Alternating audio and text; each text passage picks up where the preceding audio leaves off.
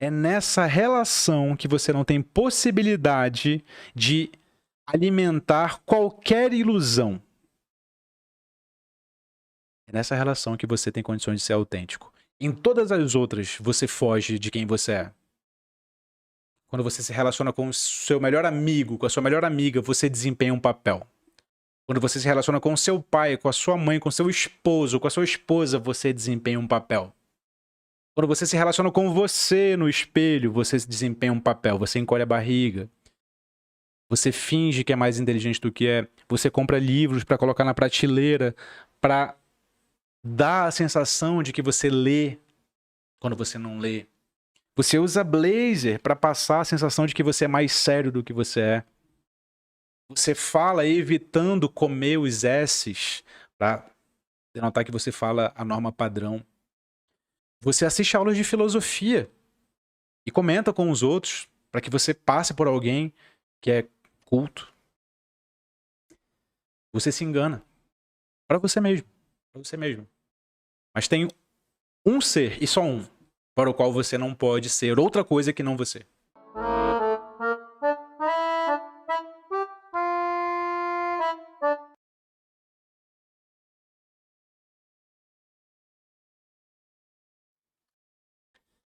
O indivíduo precisa se colocar em relação direta com Deus.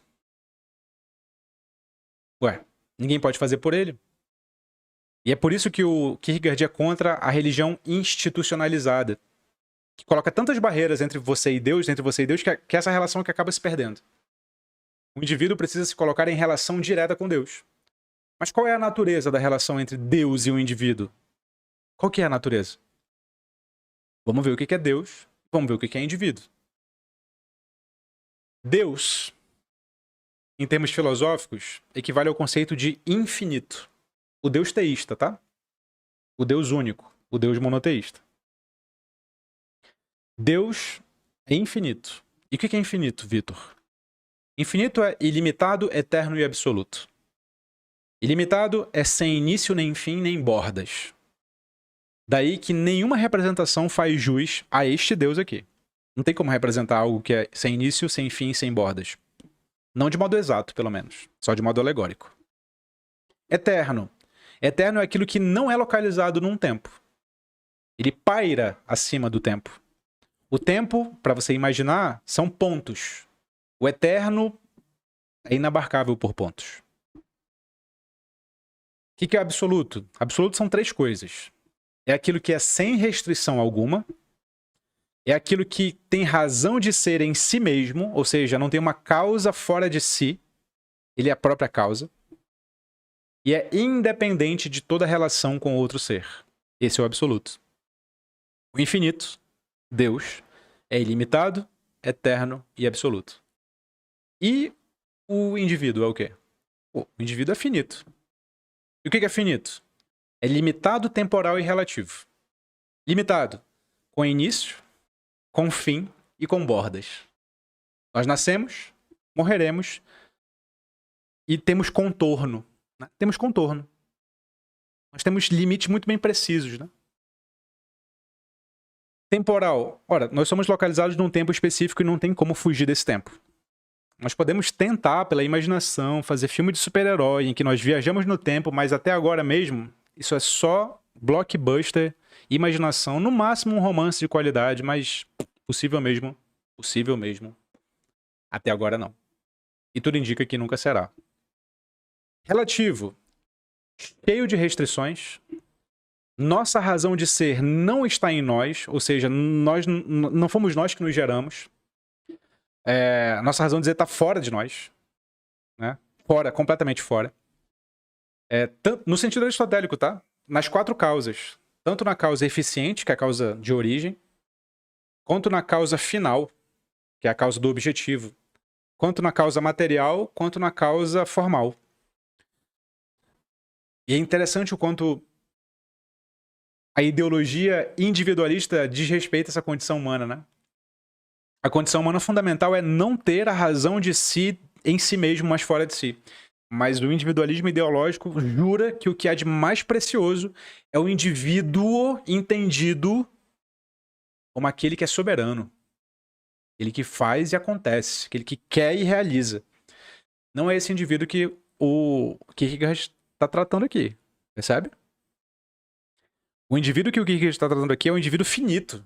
Aquele que tem plena consciência da sua condição existencial, que é, ora, se eu sou um indivíduo e, portanto, finito, a razão de ser da minha existência não sou eu. Não tem como ser eu. Essa é a natureza da finitude. Acreditar que você bota a sua própria razão é acreditar numa quimera.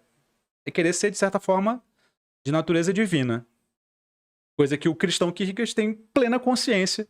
E é que eu, Vitor ateu, concordo plenamente com ele, tem plena consciência que é pura ideologia. Pura ideologia. Bom. E, em último lugar, ser relativo é ser dependente de toda relação com outro ser. Essa é a natureza de seres finitos como nós. Seres infinitos como nós não são independentes relacionalmente com outros seres. Faz parte da condição finita ser relacional. E, no entanto, é ideológico também que a verdadeira felicidade está em morar numa cabaninha, na beira de um lago, sem ninguém importunando, como se isso fosse possível. Aquele ideal brega do próprio Heidegger, né? Que se isolou lá na Floresta Negra, numa cabaninha. Bastidor ninguém conta, né? Que tinha quem o alimentasse, que tinha quem o ajudasse a limpar a casa, que tinha quem conversasse com ele. Bastidor ninguém conta. Mas a imagem do indivíduo solitário que é capaz de se conceber por si próprio, essa faz sentido. Essa vende. Essa vende. Nota. Tô fazendo um esforço aqui pra defender o Kierkegaard. Você sabe que esse é meu estilo, né? Por mais que eu discorde dele, meu papel na aula é defendê-lo. Deus é infinito, ilimitado, eterno e absoluto. Indivíduo é finito, limitado, temporal e relativo. A relação entre esses dois seres aqui, meus amigos, só pode ser abissal. Abissal. O que é abissal, Vitor? Abissal é relativo a abismo, ou seja, tem um abismo entre os dois. É uma relação abissal. Como é que um ser finito se relaciona com um ser infinito? Relação discrepante, né? Discrepante. Só que, diz o Kierkegaard, a natureza da relação é qualitativamente infinita. A distância entre eu finito e o infinito é infinita. Mas, contudo, entretanto, todavia, é precisamente essa relação que é completamente assimétrica que torna a existência individual autêntica. Peraí, Vitor, peraí. Como? Como? É essa relação que torna a existência autêntica? Como? Por quê? E aqui vem a marca kierkegaardiana. A razão é que diante de Deus, que é infinito... Vitor, já me esqueci o que é infinito. Me explica de novo. Ilimitado, eterno, absoluto. Sem início nem fim nem bordas, não localizado no tempo, sem restrição alguma, razão de ser em si mesmo, independente de toda relação com outro ser. É nessa relação que não há espaço para fingimento e ilusão. É nessa relação e só nessa que você não tem condições de fingir ser outra coisa que não você. É nessa relação que você não tem possibilidade de alimentar qualquer ilusão. É nessa relação que você tem condições de ser autêntico. Em todas as outras, você foge de quem você é. Quando você se relaciona com o seu melhor amigo, com a sua melhor amiga, você desempenha um papel. Quando você se relaciona com o seu pai, com a sua mãe, com o seu esposo, com a sua esposa, você desempenha um papel. Quando você se relaciona com você no espelho, você desempenha um papel. Você encolhe a barriga. Você finge que é mais inteligente do que é. Você compra livros para colocar na prateleira, para dar a sensação de que você lê quando você não lê. Você usa blazer para passar a sensação de que você é mais sério do que você é. Você fala evitando comer os S's para denotar que você fala a norma padrão. Você assiste aulas de filosofia e comenta com os outros para que você passe por alguém que é culto. Você se engana. Para você mesmo. Para você mesmo. Mas tem um ser, e só um, para o qual você não pode ser outra coisa que não você. O infinito. É só nessa possibilidade que você é você, que o indivíduo se realiza na sua própria existência. Nua. Nua, sem máscaras. Diz o Kierkegaard.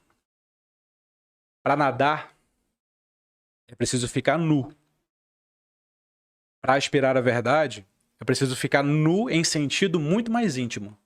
É preciso desfazer-se de vestimentas muito mais interiores, de pensamentos, de ideias, de egoísmo e de coisas similares, antes de poder ficar nu o quanto é necessário. Ninguém te desnuda quanto o irrestrito, o infinito.